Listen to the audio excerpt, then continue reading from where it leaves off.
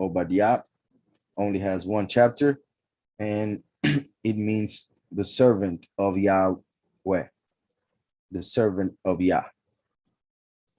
So Obed is servant or slave. Yah, obviously, the first half of Yahweh. Here, it says Chazon, which is vision. So it shows that ObadYah was a roe, which we were discussing that regarding Shemuel, as a seer. There were two lines of prophecy, one through vision, another one through word. So here we see that he got a vision. So the vision of ObadYah, the servant of Yah. According to Judaism, ObadYah was a descendant of Asaph, Esau, right? Yaakov's brother. So according to Judaism, ObadYah is the only prophet of those found in scriptures. Obviously, the righteous ones, not counting Bilam. ObadYah would be the only prophet of Yahweh who came from other nations. Well, in this case, from Asaph. And that is why Yahweh uses him to prophesy regarding the destruction of Asaph, because he was righteous enough, even though he was a son of a wicked one, he was righteous, and therefore Yahweh chose him to bring judgment to his own house, to his, and well, pretty much Asaph. Interesting also that ObadYah, his name servant or slave, just like Yahweh will make those of the synagogue of Satan come and recognize that Yahweh loves us, like it says in Revelation 2:9 and 3:9. And many of the synagogue of Satan are actually descendants of Asaph. Also, like we just read in Haggai, the last is born in confusion, sown in Babel, Zerubbabel. So even though he's a descendant of Joseph, he will be seen as a descendant of Asaph. So ObadYah represents the last in that sense, that he comes as a son of Asaph, even though he's not. We could say ObadYah, if he was indeed genetically a descendant of Asaph, as Judaism says, then spiritually he wasn't, because he accepted Yahweh, and Yahweh accepted him and gave him prophecy, even important place in the scripture. On the other hand, if he was actually a descendant of Israel, yet for some reason the tradition decided to put him as a descendant of Asaph, then that would be another way of seeing the fact that the last is a descendant of Israel, yet will be seen as a descendant of Asaph. Also, Joseph, the life of Joseph, which is the ancestor of the last, there are a couple ways of seeing, actually 3 ways of seeing his entire life. One as the coming of the first, one as the coming of the last, and one in which we separate his life in 2 parts, and the time when he was sold by Yehuda, that is the first half, until he became a slave. That represents the first manifestation, when Mashiach came without sin, so he wasn't a slave. He was sold by Yehuda, Judas. Then after being sold and becoming a slave in Egypt, that represents the last, being born in confusion, being born within the nations. That's why he was taken as a slave to Egypt. So the last comes as the prodigal son within the nations as a servant, and then becomes a son. So ObadYah also fits because of the meaning of the name and the way that the last comes to begin his ministry as a servant to become a son, seen as a descendant of Asaph, even though he's a descendant of Israel. So, like I said, ObadYah would be the only one of the prophets to be a descendant of the nations, the nation of Esav, brother of Jacob, whom Yahweh hated. Yet this man was righteous enough to be used by the Most High to bring prophecy to his own nation, pretty much foreseeing the destruction that would come to those who are descendant of Edom and act as their ancestor. So, the vision of ObadYah. This is what the sovereign Yahweh said concerning Edom. Edom means red. And red, the color represents, in the negative sense, sin. So we could say it is a prophecy concerning sin. Those who are in sin are descendants of Edom spiritually. Also, half of Edom became Rome. And as we know, Rome is called Babylon by Peter, Keph. So born in Babylon would be seen also as born in Edom, born in Rome, meaning the apostasy, the false doctrine, since Rome has had control over most of the world throughout this couple thousand years. So also, and I will show this hopefully real quick, a chapter that I mentioned a lot having to do with the coming of the last is Isaiah 63.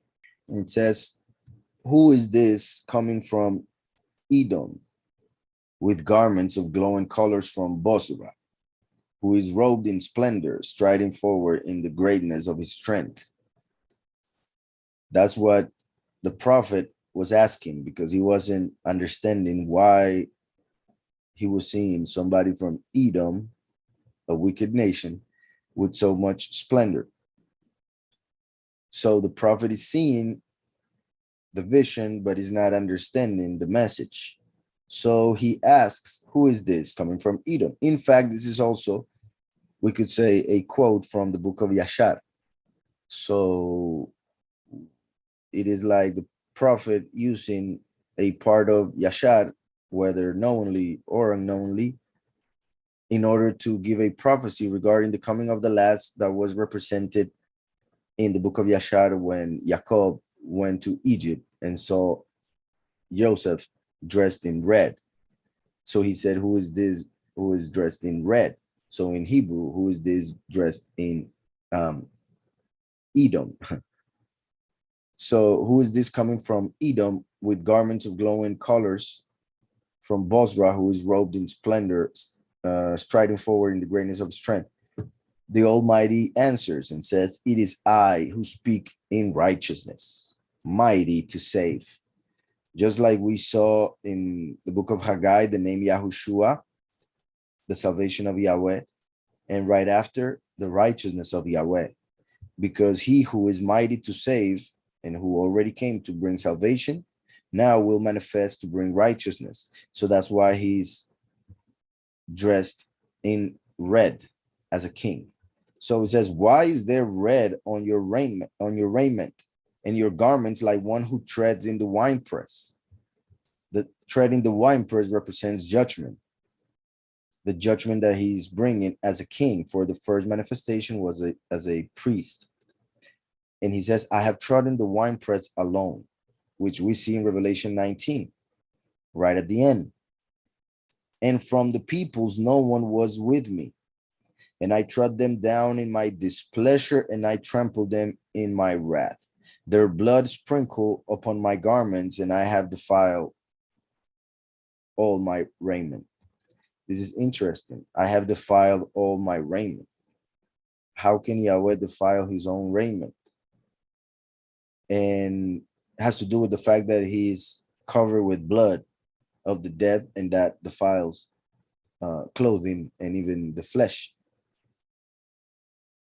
For instance, David wasn't allowed to build a temple because he had spilled too much blood.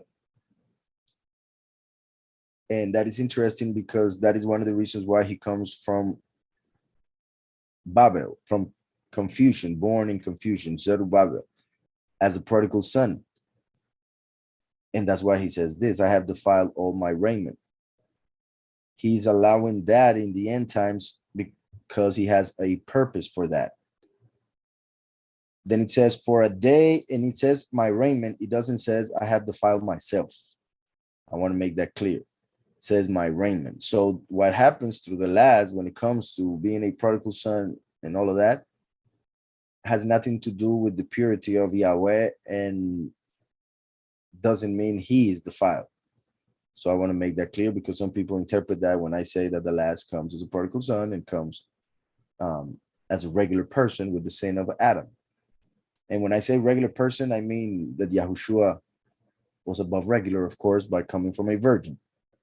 So for a day of vengeance is in my heart, and the year of my redeemed has come. An important verse. And every time I read it, it feels like that's the year. For a day of vengeance is in my heart. So we see that the vengeance is in his heart, not in his brain. I say that because Mashiach is the brain, the last is the heart. That's why David had a heart like the heart of Yahweh. So the last is bringing vengeance because he's the heart. And the day is the day of the Son of Man and also the day of Yahweh, which is 1,000 years. For a day of vengeance is in my heart, the day of Yahweh, the Son of Man coming to bring vengeance as the heart, as David. And the year of my redeemed has come. We can say the Jubilee, the last Jubilee. We can also say the time of the harvest, the year in which the harvest will happen, which in fact is right after the Jubilee, like really close. And I looked, but there was none helping, and I was astonished that there was none upholding, which is like the fact that Yahushua said, when the Son of Man comes, will he find faith? That was a rhetorical question. He wouldn't, therefore he would be alone, as he said earlier in this chapter, and also as it says here. And I looked, but there was none helping, and I was astonished that there was none upholding. So my own arm saved me, and my wrath upheld me. Yahushua is the arm, the last is the hand. So here he is saying there was nobody to save me as the prodigal son, as the last, as the son of Adam. So my own arm, Yahushua, 2,000 years ago, saved me, and my wrath upheld me. And it continues, and it's very powerful, but I'll go back to ObadYah. So here we have the vision of ObadYah. This is what the sovereign said concerning Edom. We have heard a report from Yahweh, and a messenger has been sent among the nations, saying, arise and let us rise up against her for battle. How interesting. Because, well, according to Judaism, a great part of Edom is what is now called the United States. And as we know, sadly, the United States at the moment doesn't have a smart or capable leader. So other nations are seeing that as a great weakness, which they can take advantage of, and they might. And that may be the reason why everything is heating up with Ukraine and Russia, and then China, and all of that has been coming out. So the news, great part of it, falsehood, but still it is in part happening. So we have rumors of wars, and already a little bit of war going on. So the fulfillment of that which would happen right before the beginning of the end, the last 7 years, is already happening. And this is interesting. I repeat because it fits with today's news. We have heard a report from Yahweh, and a messenger has been sent among the nations. This is important because that's why he chose ObadYah from the nations, because the message had to go to the nations. And as we know, Paul, the apostle, represents the last. Paul was a descendant of Israel, but he had the Roman citizenship. So he was a citizen of Edom, or seen as an Edomite because of that citizenship. And Paul was the one chosen to go to the nations and preach the good news. So Paul, like the last one, in fact, now that I see also this word, verse 2, yeah, katan, small. Paul means small. So Yahweh chose the katan, Paul, but Paul is in Greek, just in case. So he chose Paul, a small one, who was of the nations, to go and preach to the nations the good news brought by Mashiach through Israel. And that is being represented here, and that's what happens through the last. And the first verse, it says, you see how it says kumu? The verb kum represents the coming of the last, the descendant of Joseph. In fact, I saw some interesting news. I'm not going to read the whole thing, but now that I just saw that, it reminded me of it. So in case you guys want to see it afterwards, this one. So they go a little bit deep, because it's very small, very short, but they go a little bit deep into the understanding of the Jewish people regarding the end times, or at least their beliefs regarding the end times, not their understanding, because that is different. And they reference a book that I have referenced as well, called The Voice of the Turtle Dove, called Hator. And they explain about Joseph, Mashiach ben Joseph, and Mashiach ben David. So they said a couple interesting things. And you see how they're talking about Edom. It says that this rabbi explained that Elohim will arouse the nations of Edom to conquer the lands of the sons of Ishmael.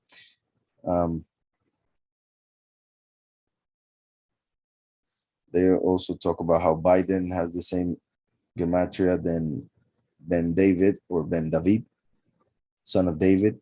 Obviously, is the opposite of it. Ben David is not saying that he is or is like. So that's why it says that his eventual attempt to overcome the Messiah. So I found this article a bit interesting, in case you guys want to check it out, because it mentions, oh, you see the Sefer Zerubbabel. I have referenced that book as well. We just talked about Zerubbabel, right, being born in confusion. The Sefer Zerubbabel wasn't written by Zerubbabel, but it has to do with the manifestation of. It's interesting because it came after Mashiach. They say it was a revelation of Eliyahu, and they have their interpretation. I have read it, and I have seen that in a way it can be interpreted a bit different than what the Jewish people understand from it. My point is that even though it's a Jewish writing, if prophetical, it does fit most of what we speak about here, like what we see in the book of Revelation. So they believe that Mashiach ben Yosef will fight a war, a battle against the anti-Messiah, but they see that battle as physical. The battle will happen, but it will be spiritual, and he will be killed during the conflict. That's why we see that the little horn will kill the prince of the covenant. That prince of the covenant would be the Mashiach ben Yosef, written about in the Sefer Zerubbabel. Interesting, because Zerubbabel is a representation of the coming of ben Yosef. And then it says here, the Messiah from the house of David, which is pretty much when the first and last will become one, reveals himself to the Jews in the wilderness. That will be the Yahudim in the prepared place, right? When they go to the mountains and they are taken to the prepared place, and they will be united. Then 500 men of Israel, they say. In our case, most likely 144,000, which will be the army. With Nehemiah and Eliyahu, that will be the two witnesses. At their head will defeat 500,000 of the law of the host of Armilus, which is the name that they give their antichrist, their anti-Messiah. That will be an image of the beast of Daniel. And it is said that this name is taken from the name of the founder of Rome, Romulus. So the same letters rearranged. So there are a couple more things around here, but like I said, just in case you want to check it out, if you want to see what they believe regarding the anti-Messiah and Ben Joseph and Ben David, how they would manifest. So I'll share it in case you guys want it. We have heard a report from Yahweh. I want to see the word messenger.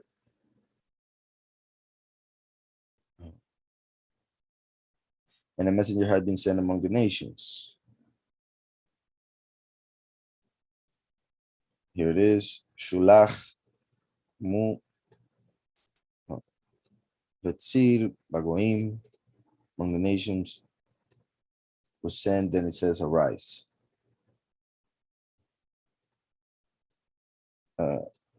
Shulach comes from Shalach, which is he sent.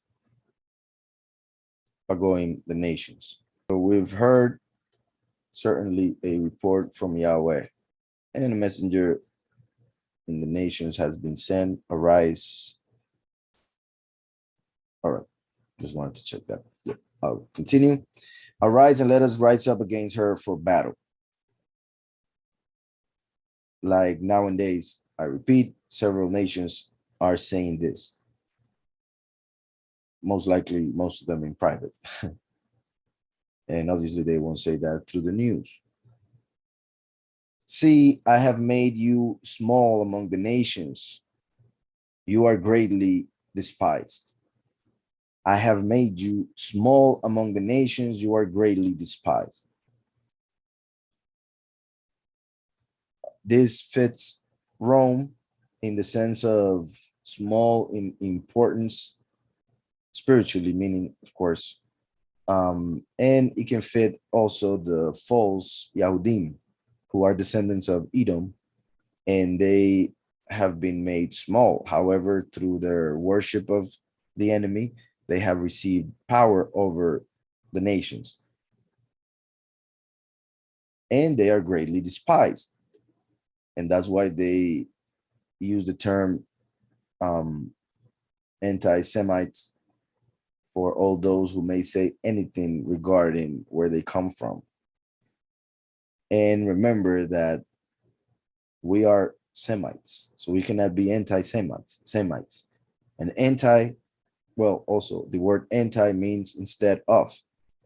So that means a person that is putting himself instead of the Semites. So a person that is not a Semite, a descendant of Shem, who claims to be a descendant of Shem, that's a true anti-Semite. So we cannot be, for we are Semites. So how can we be anti? Unless we were anti ourselves. But in that case, I repeat, the meaning of anti is instead of. So how can you be instead of yourself? Yet those who claim to be Yahudim but are not, they are the true anti-Semites, for they are putting themselves in the place of the descendants of Shem. Now, also, I want to make something clear. Obviously, Esav is a descendant of Shem, right? And a part of Asaph became Jewish. They were converted to Judaism, and that's why in uh, one of the Jewish encyclopedias it says that most Jewish people nowadays are descendants of Edom. Uh, we also know of the Chasar, right? And they, according to some as well, may be descendants of Edom, but they would have been converted to Judaism in another time. Also, descendants of Yafet. There are some others who are descendants of Yafet who claim to be descendants of Shem. So there's a lot of confusion regarding that. And obviously, Yahweh will reveal the truth pretty soon. And that's why he says that he will make those of the synagogue of Satan come bow down and recognize that Yahweh loves us, because they claim to be chosen and despise us. But then everything will be revealed regarding how they are despised by Yahweh, and those who were despised by the world will be chosen by him. So we have heard a report from Yahweh, and a messenger has been sent among the nations, saying, arise and let us rise up against her for battle. See, I have made you small among the nations. You are greatly despised. The pride of your heart has deceived you. The pride of your heart has deceived you. Remember that it is very possible that Judas was a descendant of Asaph, because he was from Ishkiriot. And Ishkiriot was a place where descendants of Asaph lived who were converted to Judaism. So most likely Judas was given that name also because of that conversion of his closest ancestors. So also Herod is believed to have been a Edomite converted to Judaism. And I say that because that means that there were key people during the time when Mashiach was killed that were descendants of Asaph. And that pride was also passed down to others, descendants of Israel, sadly, and they all ended up rejecting Mashiach. Their heart deceived them in order for them to reject the truth, the true Messiah. The pride of your heart has deceived you. You who dwell in the clefts of the rock, whose dwelling is high, who say in your heart, who shall bring me down to the ground? This is something that the great whore of Babylon says. And we see that also in the book of Revelation when she is brought down, because Yahweh has made judgment a couple times in history against certain angels, but he hasn't judged the spirit of wickedness, the queen of heaven. So after 6,000 years almost, she thinks that nobody can bring her down. And that was represented by Jezebel. That's why Jezebel fell from the balcony and was eaten by dogs, to represent the fall of the great whore of Babylon at the very end, eaten by the wicked nations. As we see that the horns of the beast will devour the whore, the harlot. The 10 horns which you saw are the 10 kings who have received no kingdom as yet, but they receive authority for 1 hour as kings with the beast. These are of one mind, and they will give the power and authority to the beast. Now here it is, 16. And the 10 horns which you saw on the beast, these will hate the harlot, make her desolate and naked, eat her flesh and burn her with fire. So she was represented by Jezebel, and the 10 horns by the dogs that ate her flesh, as we see here. So the pride of your heart has deceived you, you who dwell in the clefts of the rock. Also, this that is said here. Let me see in Hebrew how it says. It says Shokni here in the clefts of the rock. Selah, a rock. As we know, Mashiach is the rock, and the spirit of wickedness has fooled certain angels who have rebelled in order to claim to be the rock. Chagvei would be the clefts. Interesting. The Chag is feast, as we have mentioned, and the beast, changed the feasts. All right. But what I was also going to say was regarding the spirit of the Rephaim, and well, who the people thought were spirits of dead ancestors, and they would call on them. And the head of them was said to inhabit or dwell in the clefts of the rock. As we know, remember Baal Peor, the lord of the hole, as in a hole or a cavern. And yeah, there was some interesting things regarding what that meant and how it was worshipped. But it connects with Samael, the first Malach who fell, the Malach who received power from that great horde, that spirit of wickedness, the evil wisdom.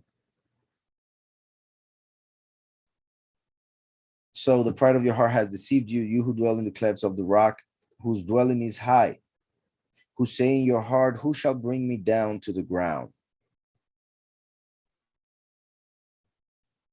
So what I mentioned regarding the great harlot, interesting that this is being said regarding Edom, and we see how Peter calls Rome Babel.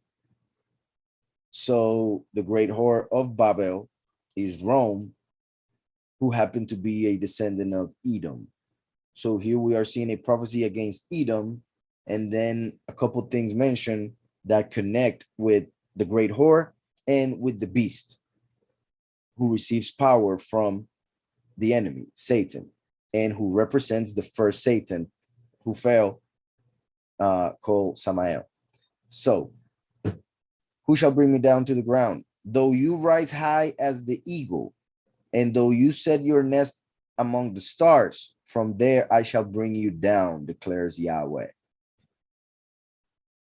So, like I mentioned, Samael was brought down in the very beginning. Lucifer wanted to go up, and therefore this also connects with Lucifer, because even though he may go up, even though people may accept him in their hearts as the true mighty one or Messiah, Yahweh will bring him down by showing who he really is. Also, the eagle is an animal that is used by most enemies of Israel. Amalek, Rome, as this case, descendants of Edom, both that I just mentioned, Amalek, Rome, the United States, the Nazis, and others have used that same eagle as their symbol. And as we know, the chosen few will be given wings of eagle, wings of the eagle, to fly away from the serpent when it tries to kill the chosen few during the second Exodus. And let me go to Isaiah 14 real quick. We have in verse 12, how you have fallen from the heavens, O Halel ben Shachar, son of the morning. You have been cut down to the ground, you who laid low the nations. So look at that, you who laid low the nations. He was above the nations, so he was able to lay them down. He had authority over the nations. He still has. Well, Yahushua took it from him, but over those who accept Yahushua. So those who have not accepted Mashiach, they still are under Halel. You who laid low the nations. We are seeing in ObadYah how that prophecy goes to the nations. You who lay low the nations, for you have said in your heart, let me go up to the heavens. Let me raise my throne above the stars of El, above the stars of El. El is mighty one, so it can be seen as over the stars of Yahweh, but also can be seen as over the stars of Samael, whose title at first was El, and he was worshipped by other nations as El. So this is Halel wanting to be greater than Samael when he received the light to become Halel ben Shachar.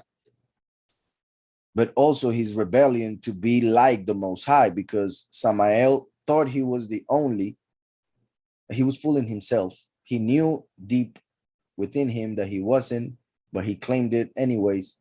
So he fell through his pride. Now Lucifer knew, because that's when he received the light, he knew that there was somebody greater. So his sin was that he wanted to be like, he wanted to become like the greatest. And obviously it's not a sin to want to be great. I want to make that clear. He rebelled because he wanted to be different, other than the Almighty. He did not want to subject himself to the Mighty One. He wanted pretty much what he promised Eve when he told her that she would be like Elohim if she ate. So that sin of disobedience in which we fell was first done by Halel. So for you have said in your heart, let me go up to the heavens. So that means he was in a lower level. Let me raise my throne above the stars of El. So that means he had a throne, but in a lower heaven. That is the second heaven. He wanted to raise his throne above the stars of El. And let me sit in the mount of appointment of the sides of the north. Baal has his place in the north. So Baal, Lord, is Halel. That's why we don't call Yahweh Lord, because Lord is the name of Halel, who sits on the sides of the north. And he wanted the Mount Moed, Har Moed, the Mount Zion for himself. That's why he's fighting and eventually is going to get it for 3.5 years, 42 months. Let me go up above the heights of the clouds. Let me be like the Most High. So he recognized the Most High, yet he didn't understand how high he is. So he thought he could reach his highness. So let me be like the Most High is what Halel said. Different than what Samael said, which was that he was the mighty one.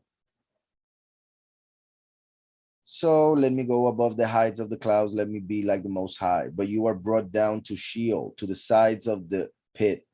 Those who see you stare at you and ponder over you, saying, is this the man who made the earth tremble, who shook reins? So we see that he will become a man before he falls to Sheol. So that is when he receives the image in order to claim to be the Messiah. And he will make the people of the earth tremble after having shook the reins during history. Who made the world as a wilderness and destroyed its cities, who would not open the house of his prisoners. Lucifer, because he is the accuser, would not allow his prisoners to come out of prison. He had no mercy. That's why Yahweh had to take him out. So he continues, but I wanted to show this just to see how it fits as well. Halel as this eagle. So verse 4.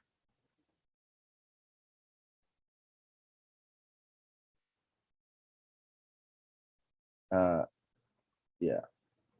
Though you rise high as the eagle, and though you set your nest among the stars, from there I shall bring you down, declares Yahweh. So that fits the queen of heaven, and obviously Halel. Though you rise high as the eagle, and though you set your nest among the stars, from there I shall bring you down, declares Yahweh. If thieves came to you, if robbers by night, how ruined you would have been. If thieves came to you, if robbers by night, how ruined you would have been. Would they not steal till they had enough? Remember that Yahweh comes as a thief in the night. Yahushua used a parable in which he said that for a person to be able to steal everything from another person's house, he first has to tie the strong man of the house. So he who defends the house must be tied up before the thief can come in and take everything out. Yahushua came to tie up the strong man of this creation, Halel, the mighty one of this reality, who lay low the nations. Yahushua came to tie him up by being sacrificed, taking away the authority from Lucifer, who was,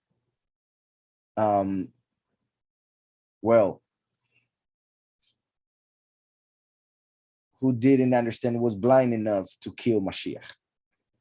So through the accuser killing the one who could never be accused because he never committed a sin, he lost his job. So now he is tied up, meaning he cannot do anything against those who are under Mashiach. So that's why Mashiach said that he would come as a thief in the night. The Son of Man would come as a thief in the night. He would be seen as evil. He would be seen as an Edomite, and he would come to take what belongs to Yahweh, but that was in the hands of Halel because of sin that was forgiven through Mashiach. So if thieves came to you, if robbers by night, how ruined you would have been. Would they not steal till they had enough? If grape gatherers had come to you, would they not leave gleanings? Look how it mentions the grape gatherers. As we know, the chosen few are the wheat, and the many are the grapes. The many are represented by the color red. That's why the red heifer, the sacrifice of the red heifer, the red cow, represents the fact that the many will have to die during 30 days, mentioned in Hosea 5:7. The many will have to die because of their sin. So they are represented by the red cow. Red in Hebrew, Edom. That's why the many are within the nations, thinking themselves to be goyim, to be Gentiles. Of course, many of them are Gentiles, but many of them are Israelites who are in confusion, thinking to be Gentiles. So as Edomites, that's why the last comes as well, like an Edomite, even though he's an Israelite. Hope that's clear. So look how it's talking about robbers by night, like the thief in the night, who will steal from Edom, like when Yaakov dressed as Asaph to steal, quote unquote, to steal the blessing of Asaph, his brother. Yaakov entered as a robber and took what was of Asaph, Edom. So Yahweh is using this analogy because now the two witnesses and the chosen few will take their blessing from the enemy who has had control over the world and fortune of this reality. If thieves came to you, if robbers by night, how ruined you would have been. Would they not steal till they had enough? If grape gatherers, like the two witnesses who during the seventh trumpet will gather with the other malachim, the many from the nations as grapes. If grape gatherers had come to you, would they not leave gleanings? Making also a contrast with how even if a thief would go through a vine, would take all the grapes, most likely he can, but he would still leave gleanings. the destruction that is coming for Esau will be complete. There will be no remnant of Edom, as there will be of Israel, the chosen few. How Esau shall be searched out, his hidden treasures shall be sought out. Well, I was looking at this just in case, because they write it here Asaph, right? With the vowel points, Asaph. Obviously, here the Vav, they're putting it as a W or as a U, and therefore it will be Esau, Esau, which is how it is pronounced in Spanish, Esau. So, how shall Esau shall be searched out? His hidden treasures shall be sought out. Remember that Esau was given the treasures of this reality, and Yaakov received the treasures of the coming reality.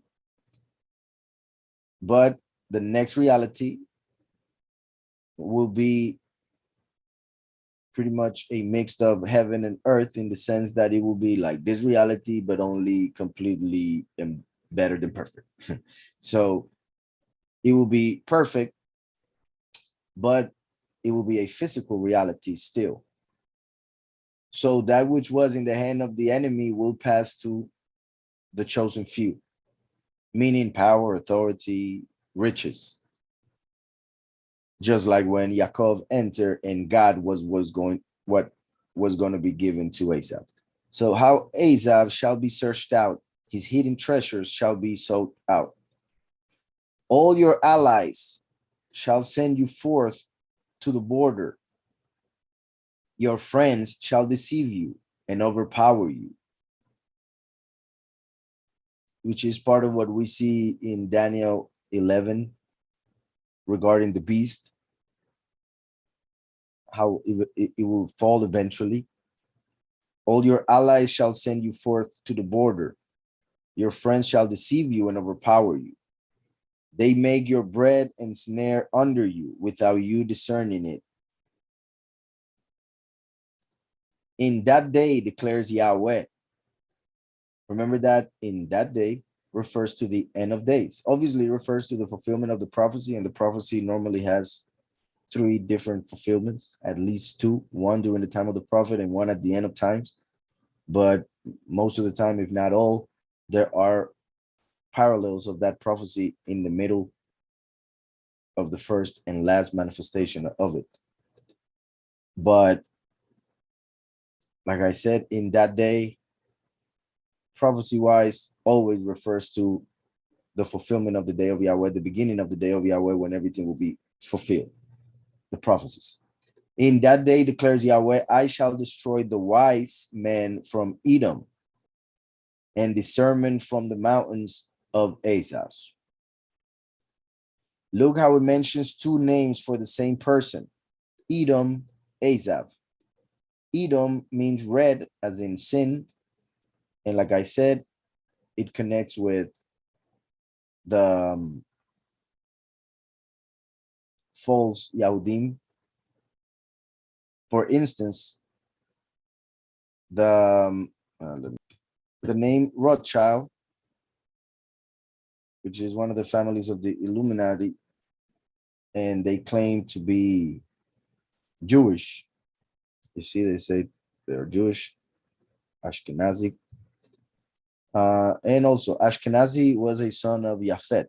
Now, they claim to be Ashkenazi just because they came from Germany, but not that they came from Japhet, though it is interesting that they call themselves Ashkenazi, which is a son of Japhet, not Shem. So they would be anti-Semites. They will be placing themselves instead of Shem, for they will be Japhet. But then I'll continue. It says, what is the meaning of the name? Red sign. Rothschild. The red sign. Red shield. Like Edom. Like red shield in Hebrew would be Edom Magen. So they pretty much say who they really are. And then another family, the Rockefeller. So they translated here as open country.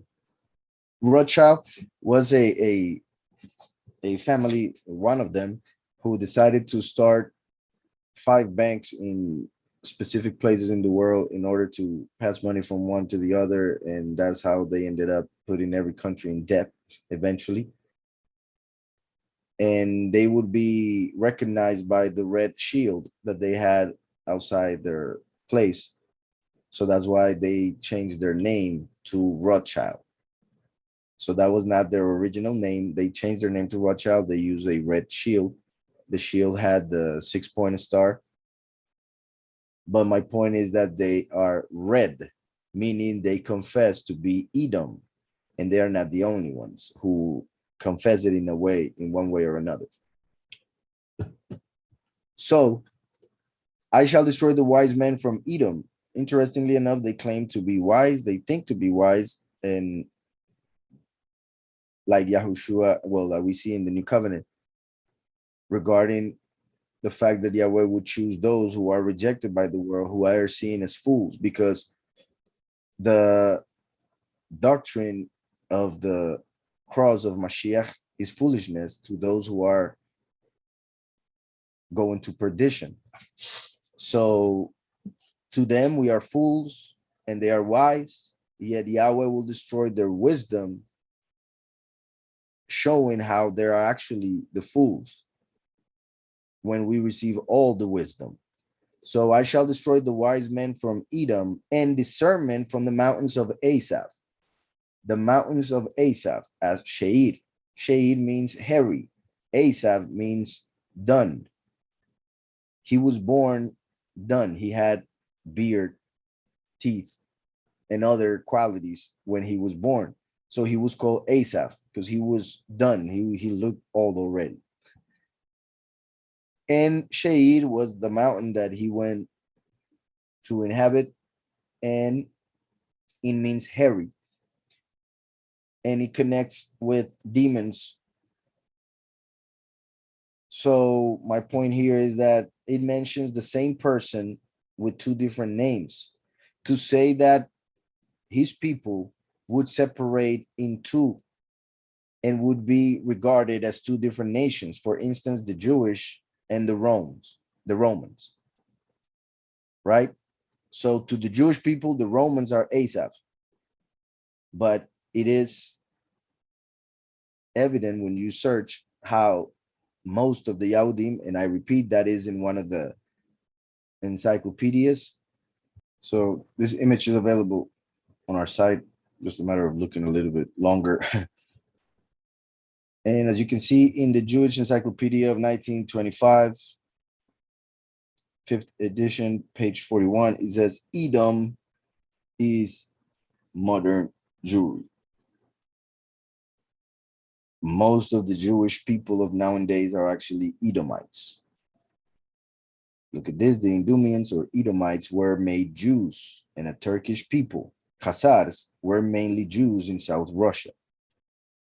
Those are the main people in Judaism, the main people who call themselves Jewish and are seen by the rest of the world as Israelites are not Israelites. In fact, they would be Edomites and Khazars.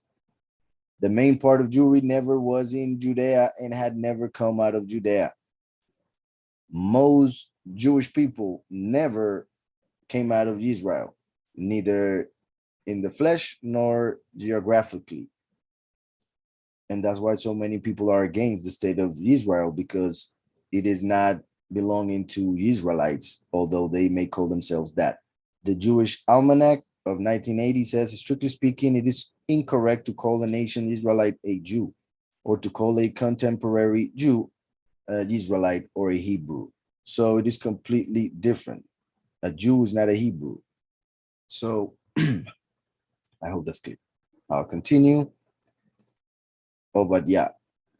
So it was saying, in that day declares Yahweh, the end of times, I shall destroy the wise men from Edom. One part of Edom became what they claim to be, Jewish, the Jewish people, most of them. And discernment from the mountains of Asaph. Mountains represent kingdoms, and Rome became an empire that has controlled the world. So the discernment that was in Rome was taken away. That's why they killed Mashiach by the order of the false Yahudim. Because the false Yahudim got together with Rome and they killed Mashiach. Also, sadly, there were some real Israelites there accepting it, of course, being influenced. And that's why it says that Yahweh covered their eyes so that they would not recognize him, pretty much. So it is interesting that Edomites converted to Judaism and others were Romans from way back.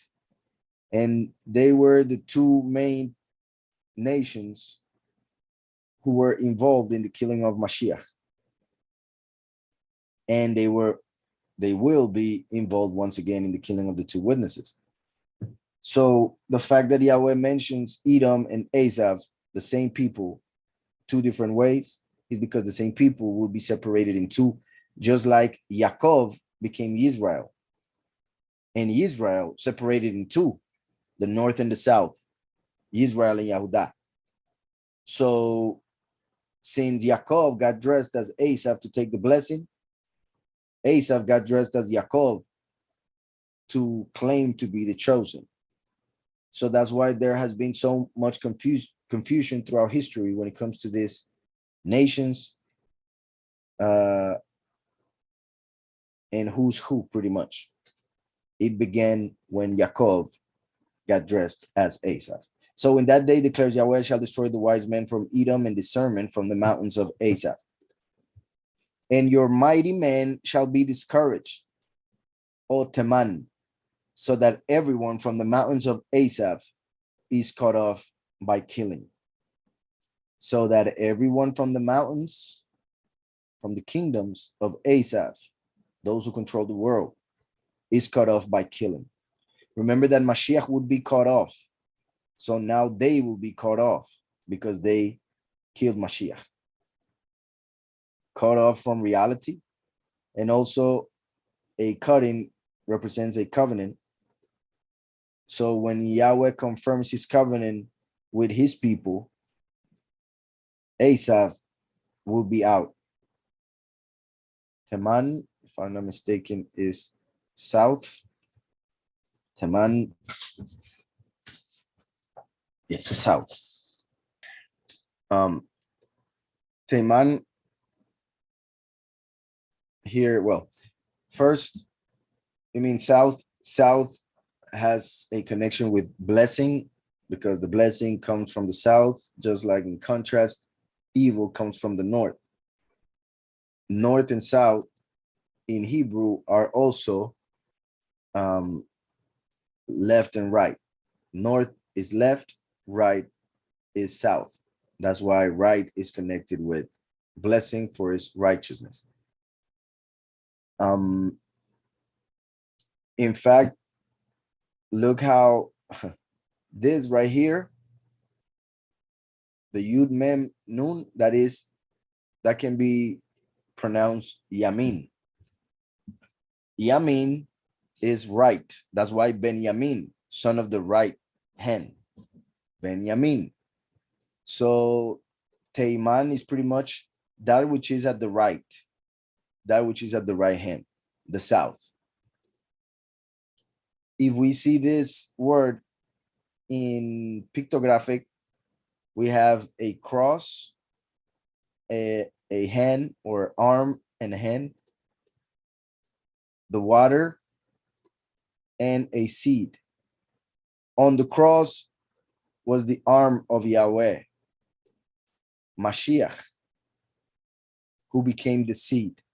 Through his death, he became the seed who would become the root. So on the cross, the arm of Yahweh.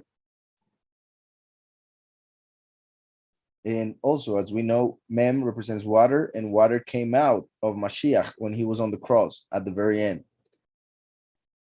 So he who was on the cross was the arm of Yahweh, from whom water came down in order to become the seed. and the root. And obviously to bring the blessing as from the south. So going back to ObadYah. And your mighty men shall be discouraged, O Teman, so that everyone from the mountains of Asaph is cut off by killing. Because of your violence against your brother Yaakov, let shame cover you, and you shall be cut off forever. Look how it mentions this after having mentioned the grape gatherers, which are the many who will be killed by Asaph, by the beast, when he gets the power. Remember that the beast gets power from the dragon, and the dragon is red, the red dragon of the book of Revelation. Red is Edom. So that power of the beast comes from the dragon, Halel. So, and just so you guys know also, which also connects with what I mentioned earlier, in Judaism, it is said that the angel of Asaph is Samael. So I already mentioned Samael several times. That would be the direct angel of Asaph, Samael. And your mighty men shall be discouraged, O Teman, so that everyone from the mountains of Asaph is cut off by killing. Because of your violence against your brother Yaakov. And look how it says Yaakov, it doesn't say Israel, for the violence will be against the many who are represented by the name Yaakov, who are being supplanted by Asaph. And I say supplanted because that's the meaning of Yaakov. Because of your violence against your brother Yaakov, let shame cover you. Shame is one of the tortures felt in hell.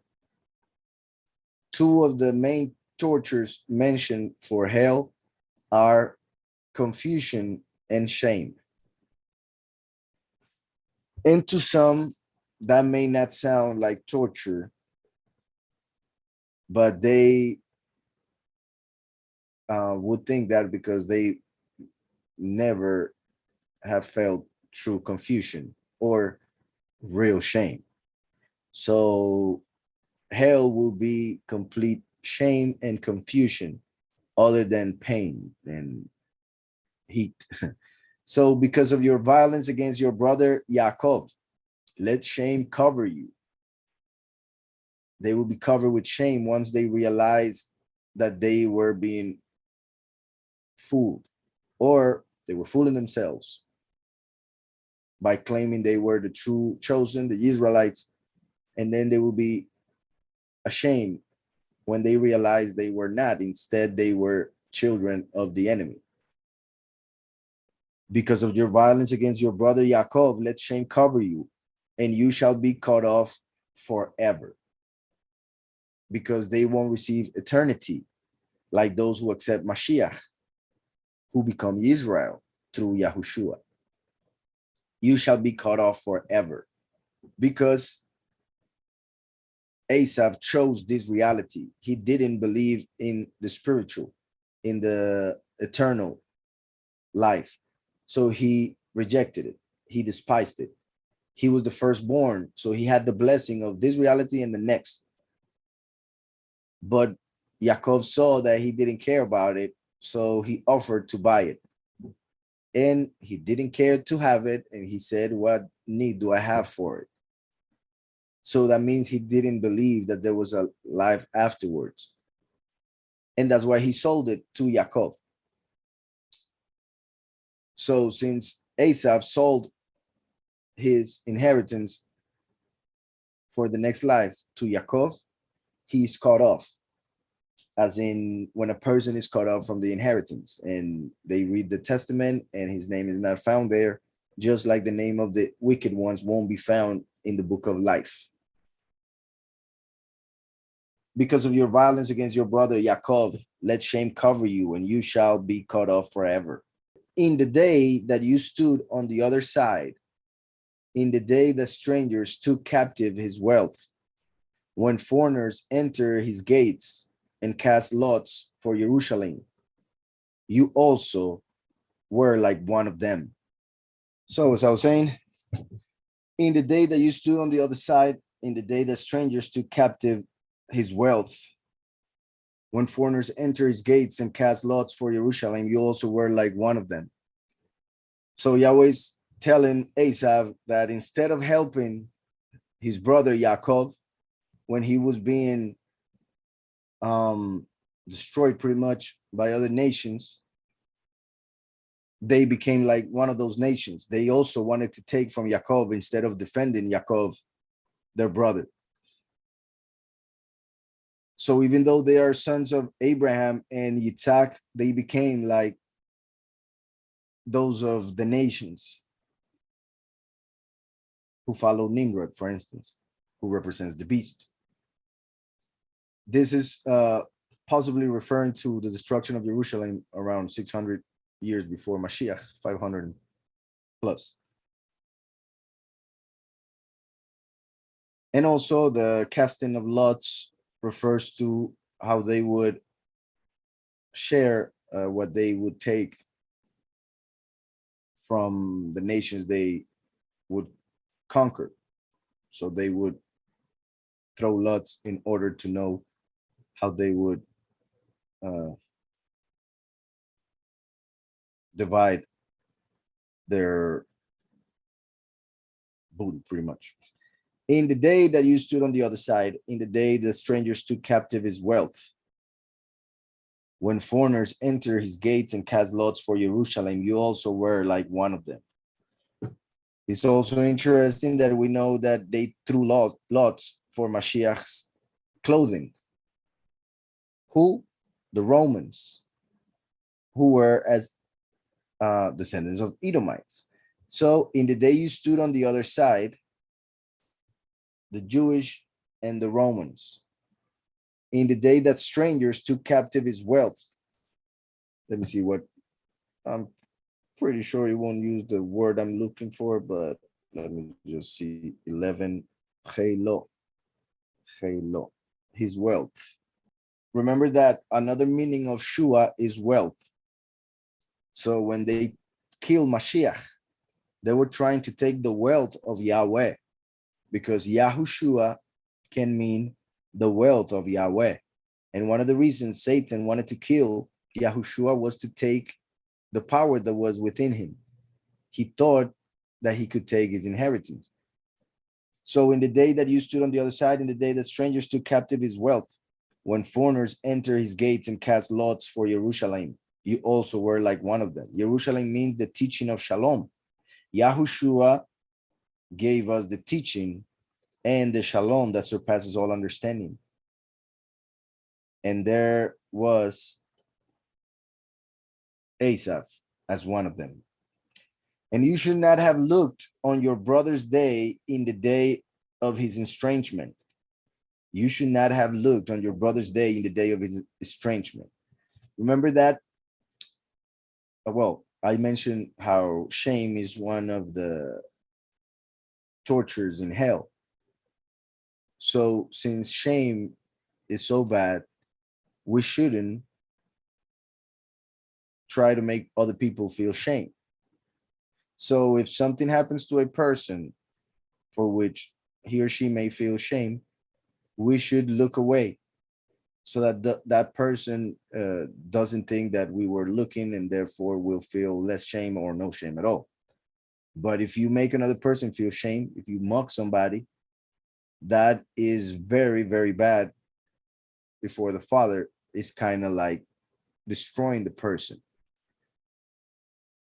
So we should be very careful with that. Even in Judaism, it's said that if you see somebody fall on the street, you should look away. Because if that person like gets up and starts looking around to see who saw him, he will feel shame if he sees that a bunch of people saw him, right? So we see here that when Yaakov was going through pain, Asaph was looking and was having a great time instead of looking away, feeling bad. As in, I don't know if it happens to you, or hopefully it does because of the Ruach within us all, but you know how there are certain videos that come out that are very crude, pretty much very raw when it comes to what they show, as in the death of certain animals or stuff like that. And to some people, they want to see it and they share it and they see it again and again and again. But like, if you really feel what they may be feeling or know what it may be, you actually don't want to look at it. And we're not talking about shame because it's a video, but still you feel so bad about it that you look away. So when you look close and want to see it again, is because you are getting something from it. You're enjoying it in some way. That's why also, right, when kids are very mean to animals and they like to cause pain to animals, that's a sign that there's something not well with their mind, right? And that's how psychopaths start most of the time. So we see Asaph enjoying the pain that Yaakov was going through. And you should not have looked on your brother's day in the day of his estrangement. Just like they were looking at Mashiach and mocking him and saying, if you are, then come down, save yourself. They should not have enjoyed and mocked in all that they did. You should not have looked on your brother's day in the day of his estrangement, nor rejoiced over the children of Yahudah in the day of their destruction, nor made your mouth great in the day of distress. Nor made your mouth great in the day of distress. Obviously, it's talking about how they would exclaim great things. They would laugh when Israel was going through distress. But this right here, this part also fits perfectly with our time. The day of distress, the day of tribulation. Made your mouth great, the little horn, which has a mouth that says great things against the Most High and blasphemes against his people. So the little horn has eyes of a man and a great mouth. So it says Daniel 7:8. I was considering the horns, and there was another horn, a little one, that is the beast, coming up among them, before whom 3 of the first horns were plucked out by the roots, 3 of the 10 that we mentioned earlier in Revelation 17.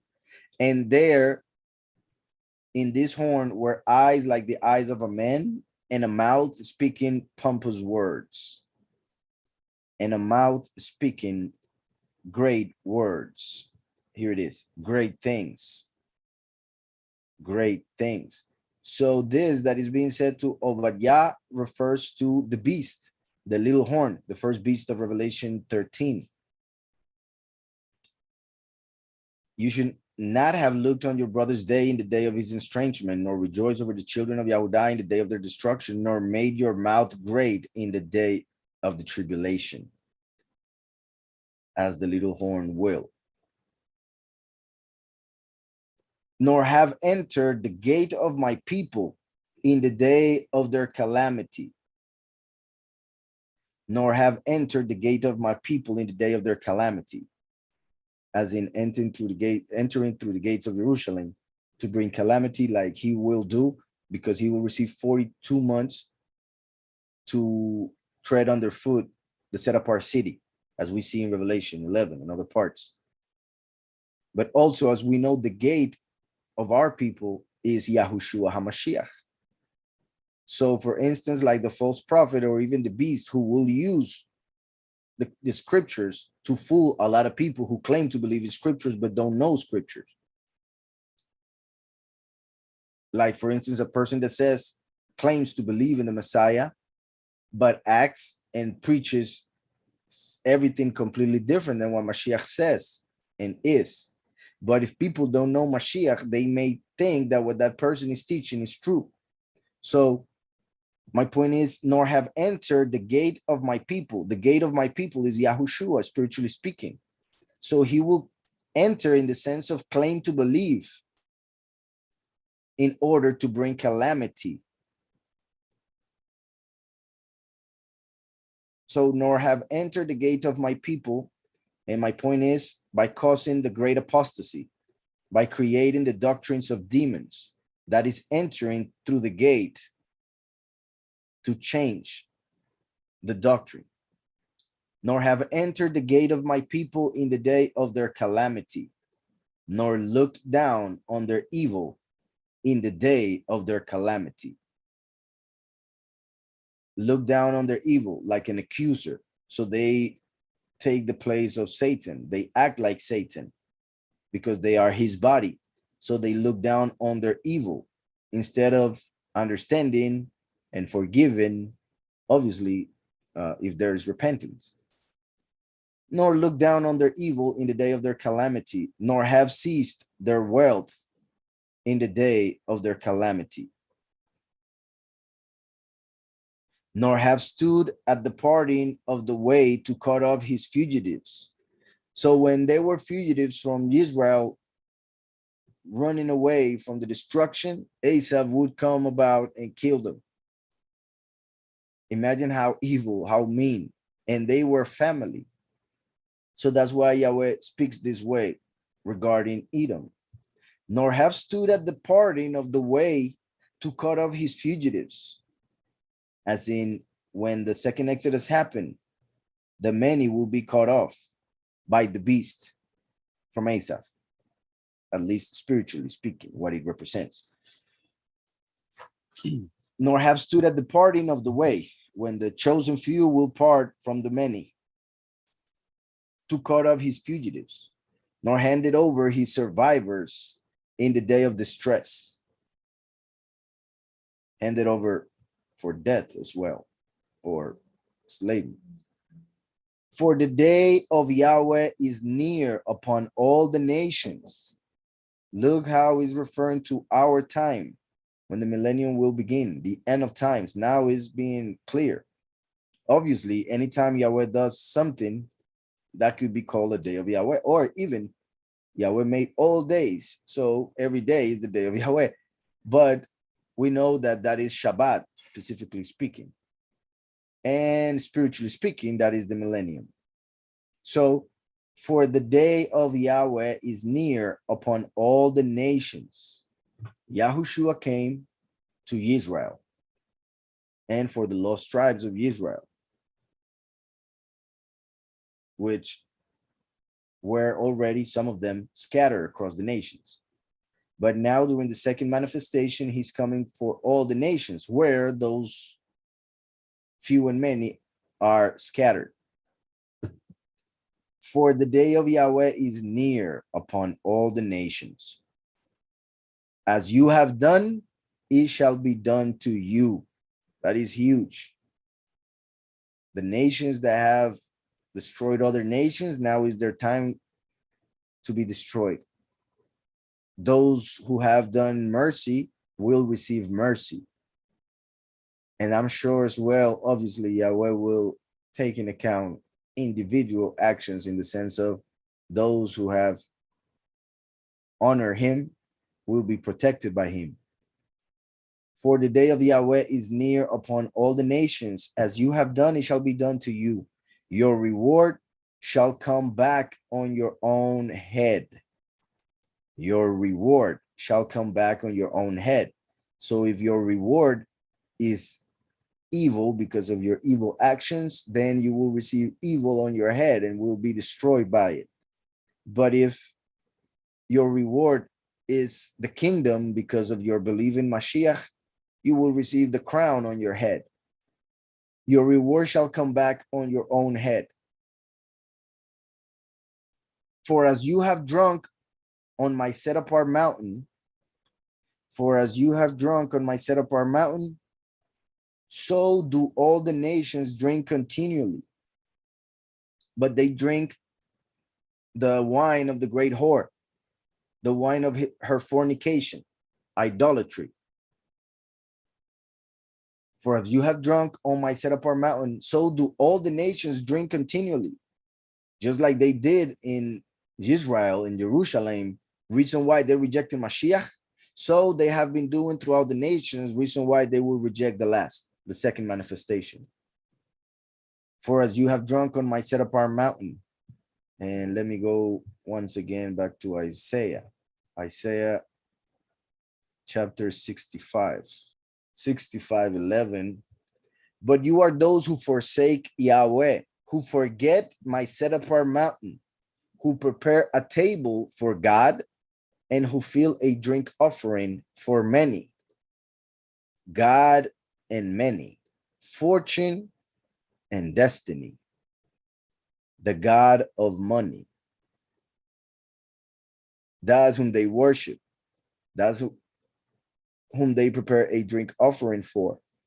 But we are seeing here in ObadYah that it says, for as you have drunk on my set apart mountain, for many, for money, so do all the nations drink continually.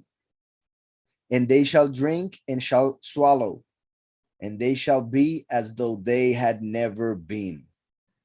So they have been drinking of idolatry, the wine of her fornication, so they will have to swallow and therefore receive the reward for it, which is destruction. For they will become just like that which they are receiving unto themselves, and that is an illusion. Since the wine of her fornication is idolatry, idolatry is an illusion. They see a statue or whatever, an image, and they give the honor of that which is invisible. So it is an illusion that makes them blind spiritually. Therefore, they will be as if they had never been, just like idols. They are not Elohim. They are not the mighty one. So they will be like the idols, just an illusion, something that passed like a shadow. So do all the nations drink continually, and they shall drink and shall swallow, and they shall be as though they had never been. During the next reality, they won't be there. And it will be as if they had never been, in the sense that whatever they did won't pass to the next reality. Whatever pain they cause won't be causing any more pain. There will be no trauma. There will be no consequence to everything that they worked on during the entire human history. Everything that they have done through their evil ways will be as nothing. That is very important, because in this reality, of course, a person may go through something bad, something evil, and be marked through their entire life by that event, by that memory. But in the next reality, everything that is evil will cease, therefore, as if it had never been. But on Mount Zion, there shall be an escape. Look at that. That is where we see in Revelation 14 regarding the chosen few who have the name of the Father and the Son on their foreheads. Revelation 14, which is the chapter that talks about the harvest, the transformation, the seventh trumpet. And it says, verse 1, and I looked and saw a lamb standing on Mount Zion, and with him 144,000, having his father's name written upon their foreheads, Yahweh. Some texts read having his name and his father's name. I normally use that one in the sense that the chosen few have both the name of the Father and the name of the Son. And I believe that is the true verse. I mean, including the name of the Son, because of what it says throughout scriptures regarding the name of the Son and the importance for salvation. So when I looked and saw a lamb standing on Mount Zion, and with him 144,000, having his name and his father's name written upon their foreheads, meaning their minds. So that is Revelation 14 regarding the chosen few. After the harvest, they will be taken to the kingdom of Yahweh, represented by Mount Zion. So, but on Mount Zion there shall be an escape, and they shall be set apart, the chosen few, set apart from the rest, even from the many, as kings and priests. And the house of Jacob shall possess their possessions. Just like when Israel came out of Egypt and became the owners of most of the possessions of the Egyptians, so will the many become the possessors of that which is in the hands of the enemy, the Illuminati, those who control this reality. And I say that in the sense of the many over the nations, just like the few over the many in the hierarchy of the kingdom of Yahweh, just like we are seeing here. But on Mount Sion, there shall be an escape for the chosen few, and they shall be set apart. And the house of Jacob, the many, shall possess their possessions, will be the people who will own the earth. And the house of Jacob, this is a very powerful verse. I love this verse. And the house of Jacob shall be a fire. Remember that Yahushua is the water of life. The last is the fire, the consuming fire. That's why the first, Yahushua, brought mercy. The last brings judgment. Remember that Abraham represents the father Yahweh. Yitzhak represents Yahushua the first, who was sacrificed by the father. That's why Abraham took Yitzhak to be sacrificed, but Yahweh stopped him after Abraham had said that Yahweh would provide a lamb, that lamb being Yahushua. And then Yaakov, the third patriarch, represents the last. So Abraham, Yahweh, Yitzhak, Yahushua, Yaakov, the last, who receives another name. That's why Yaakov became Israel. And that's why Yahushua said that in the last times, he would receive a new name and other things that we see throughout scripture. So Yaakov represents the last, just like Yitzhak represents the first. The last comes as the consuming fire and brings the immersion of fire, just like Yahushua brought the immersion of spirit, and Yahuhanan the immersion of water. So Yahuhanan the immerser, water. Yahushua the ruach. The last, the fire. So the few will pass the test of fire through their belief in the true doctrine.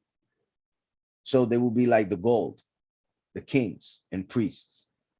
The many will have to go through the fire in the physical sense, not literally fire, although it may be possible for some, but I mean in the physical sense of their flesh having to die in order to be resurrected. So they will have to go through the fire, meaning they will have to go through death. And that is the fire, or their fire, their fire test, because that is when they will be told that if they don't get the mark of the beast, they will be killed. So that will be their test. They will have to choose between staying alive and get the mark of the beast and therefore go to the lake of fire for eternity, or reject the mark of the beast and be killed. So that will be their test. And the house of Jacob shall be a fire. But the fact that he says it like this is talking about how Yahweh will make the people of Israel, well, in this case, Yaakov, like a fire, in the sense of will be a light to the world, will give warmth to those around, and also will destroy any who come against it. So in the house of Yaakov shall be a fire. Yahushua told us that we are the light that comes from the fire. In the house of Joseph, a flame. So Yahweh here is prophesying the last, who comes as Yaakov, like the consuming fire, called from the many, who will go through the fire. And the house of Joseph, so it gets more specific. From Yaakov came 12. Out of those 12, we have Joseph is mentioned here as a flame. So Yaakov is the fire, Joseph is a flame, as in, for instance, the fire above the menorah and the flame that lights up the rest in the middle, the shemesh, as in the sun of righteousness. So Yahweh is prophesying that the flame, and the flame can be seen also as a person that came from the fire, being the fire, the family, the fire seen as the tribes, a flame as one of them. So Yahweh here is prophesying that the consuming fire comes from Joseph. The last is a descendant of Joseph, just like the water of life, Yahushua came through Yahudah. This also confirms that the chapter, the prophecy itself, refers to the end times. And the house of Yaakov shall be a fire, and the house of Joseph a flame, but the house of Asaph for stubble. So Yahweh will destroy Asaph through Joseph. That's why we saw that the Jewish people believe that Mashiach ben Yosef would manifest and fight a battle against Asaph. In fact, that prophecy was known by Yaakov, and that's why he waited until until Joseph was born in order to go back to his house and encounter Asaph. Yaakov was afraid that Asaph would kill him and would destroy the promise that Yahweh had given him. Yaakov knew prophetically that Yahweh would bring the destruction of Asaph through Joseph. So he waited until Joseph was born, and then he went out of his father-in-law house or land and went back to his parents. But before getting there, he met Asaph. He was willing to meet Asaph at that time because Joseph was born already. So that meant the destruction of Asaph. That is important because we see it here, that Asaph will be destroyed through Joseph. And the house of Yaakov shall be a fire, and the house of Joseph a flame. Also, look how he's talking about two houses, as in the many and the few. The house of Yaakov, the many, shall be a fire, a bunch of people. And the house of Joseph, a flame, the few. The chosen few who are under the witness like Moshe, a descendant of Joseph. But the house of Asaph for stubble. So the many and the few will end up consuming Asaph. And they shall burn among them, and they shall consume them, so that no survivor is left of the house of Asaph. For Yahweh has spoken. No survivor, there will be no remnant of Asaph. He rejected eternal life. He rejected Mashiach. He killed Mashiach. He himself will be killed, taken out. In fact, remember, like I said, Judas most likely was a descendant of Asaph. And it's interesting that Yahushua said that it will be better for him to not have been born. It would have been better for him to not enter this reality. Because, for instance, one of the things about the next reality is that we needed to come and work in this reality in order to enjoy the next reality. If we decide to not do our work in this reality, we won't enjoy nothing in the next. But imagine how bad it would be for those who not only don't do the work that they should do, but they pile up evil by doing completely the opposite of what they should do. So they will be punished for it by losing any good thing in the next reality, having therefore only lived in this reality, which is temporal and will pass. And when compared to the next realities, is completely evil. So it would be better not to be born than to be born only to experience evil because of the own person's choices, of course, right? So that no survivor is left of the house of Asaph, for Yahweh has spoken. And they shall possess the south with the mountains of Asaph, the Negev, different word than Teiman, but I'm pretty sure it's the Negev. Let me just go here. Yeah, HaNegev. They will inherit the Negev. That is another name for south. And like I said, represents blessing. And they shall possess the Negev, the south, the blessing, with the mountains of Asaph. So even the kingdom of the enemy, the kingdom of this reality will pass on to us.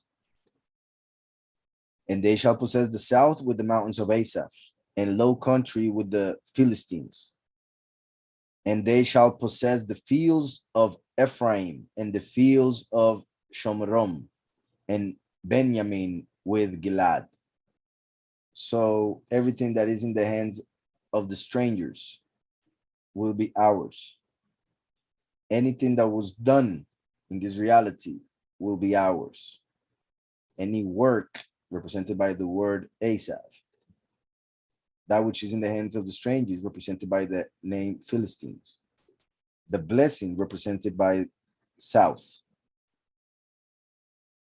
So the blessing that was done, created for strangers, or that was in the hands of strangers, will be a double portion for those who guard the commandments of the son of the right hand, who is in the heavens, and for those who are in the rocky region. Also remember that we are strangers in this reality, for we are ambassadors. Like Yahushua said, we are not of this world. So if we take Philistines in that sense, then the blessing of that which was created is for those who are the ambassadors, those who are not of this world, who will receive the double portion for keeping the Torah of the son of the right hand, becoming the stones that will build the temple. So, and they shall possess the south with the mountains of Asaph, and low country with the Philistines, and they shall possess the fields of Ephraim and the fields of Shomrom and Benjamin with Gilad. And the exiles of this host of the children of Israel, and the exiles of this host of the children of Israel possess that of the Canaanites, as far as Sarephat. And the exiles of Jerusalem who are in Sepharat possess the cities of the south of the Negev. And the exiles, listen to this, because this was written before Mashiach came, right? This is in the Old Covenant. The exiles of Jerusalem. So there were people from Jerusalem who had been exiled way before by Sennacherib, for instance, who are in Sepharat. This is Spain nowadays, a part of Spain. So there were Yahudim in Spain before Mashiach came. Those Yahudim in Spain were kicked out after Mashiach came for not accepting Mashiach as it was taught by the Catholics. And they were kicked out from Spain in 1492 and brought to America, the continent, not the United States as they call it America, but America is the whole continent.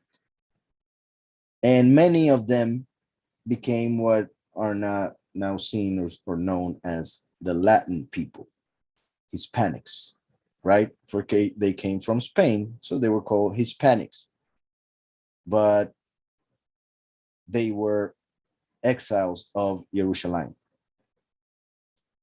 So this is one of the verses that confirms in scriptures about those Yahudim in Spain being kicked out who were exiles of Jerusalem. Yahweh remembers them for the end times when they will receive the blessing. And the exiles of Jerusalem who are in Sepharat possess the cities of the blessing, the cities of the south. And that is why not long ago, Spain came out offering citizenship in Spain for the descendants of those who were kicked out, and had a list which you can look for of Sephardim last names, like 100, like 1,500 last names, most of the Hispanic last names, and one could go and get the citizenship from Spain, but that was a trap just to locate each and every one and also charge taxes. So yeah, don't do it. But it is very important because, like I was saying, look how is ObadYah, the prophet who Judaism says was an Edomite, making a prophecy against Edom, who has tried to take the position of Israel in the world. And Yahweh at the end of the chapter refers to the real Yahudim who have been seen as Hispanics or as Gentiles, because there are some who not necessarily are called Hispanic, but still came from Spain that time. Well, or not Spain, but from other parts of the world after being exiled, because we know, for instance, most blacks in the United States who were sold into slavery were Yahudim who were in Africa and were sold by the sons of Ham. So blacks sold blacks to whites as slaves to be brought to America and be sold here and in other parts, well, the islands. But it was the children of Ham who sold the children of Yahudah, even though they may have been dark skinned, they were descendants of different sons of Noah. But anyways, as I was saying, I find interesting how the chapter refers to the destruction of Edom, who has taken the position of Israel in the world. And at the end refers to the Yahudim, who have been seen as Gentiles by the world, by society. And Yahweh says that they will possess the south, as in they will get the blessing of being recognized as the children of Yahweh, while the other ones will go to shame, for everybody will realize who they really are, and they won't pass to the next reality, for they rejected it through their lack of faith and rejection of Mashiach. So I find this chapter very interesting, how Yahweh makes that contrast, talking of Edom and Israel and how they have changed positions throughout history because of the fact that Yaakov first dressed as Esau to get the blessing, and then Esau wanted to get back at him, so he did the same throughout history. So I hope that's clear. And the exiles of this host of the children of Israel possessed that of the Canaanites as far as Sepharat, Sarefat, and the exiles of Jerusalem who are in Sepharat possess the cities of the south. And saviors shall come to Mount Sion, and saviors like Yahushua first and last, or as the two witnesses, or even the 144,000 that we saw in Revelation 14. Because Yahweh told us that we will judge the nations and we will judge angels. So, and Savior shall come to Mount Sion to judge the mountains of Asaph, and the reign shall belong to Yahweh. As it is written in Zechariah 14:9, as you see here, in that day Yahweh shall be one and his name one. And the reign shall belong to Yahweh.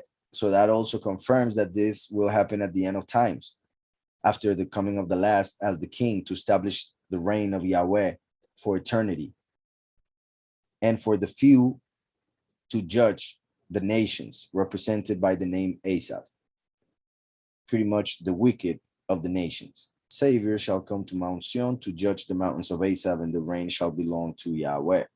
Moshiim, Moshiim, saviors. Ve'alu Moshiim, and shall ascend saviors, Behar Sion, to the Mount Sion, Lishfot et Har Asaph, to judge the mount of Asaph. And he will be to Yahweh the kingdom. That's how that chapter ends.